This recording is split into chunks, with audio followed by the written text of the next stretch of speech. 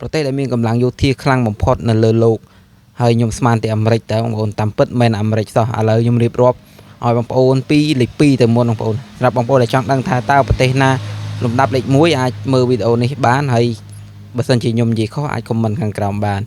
លេខ2គឺសហរដ្ឋអាមេរិកលេខ3រុស្ស៊ីលេខ4ចិនលេខ5ឥណ្ឌាហើយលេខ6កូរ៉េត្បូងហើយលេខ1ជាណាឥឡូវបងប្អូនចាំតាមដានស្ដាប់ទាំងអស់គ្នាហើយខ្ញុំទុកឲ្យបងប្អូនឆ្ងល់ថាតើលំដាប់លេខ1យោធានៅលើពិភពលោកគឺជាប្រទេសណាបងប្អូនអាចខមមិនខាងក្រោមបានហើយខ្ញុំមានចម្លើយពិតប្រាកដមួយសម្រាប់បងប្អូនដូចគ្នាប៉ុន្តែខ្ញុំចង់ឲ្យបងប្អូនស្វែងយល់ដោយខ្លួនឯងចង់បងប្អូនថាបើចេញមតិយោបល់ថាតើប្រទេសណាដែលជាប្រទេសកម្លាំងយោធាខ្លាំងបំផុតនៅលើโลกបងប្អូនអាចចូលខមមិនខាងក្រោមវីដេអូនេះដើម្បីជាយោបល់ម្នាក់មួយបងប្អូន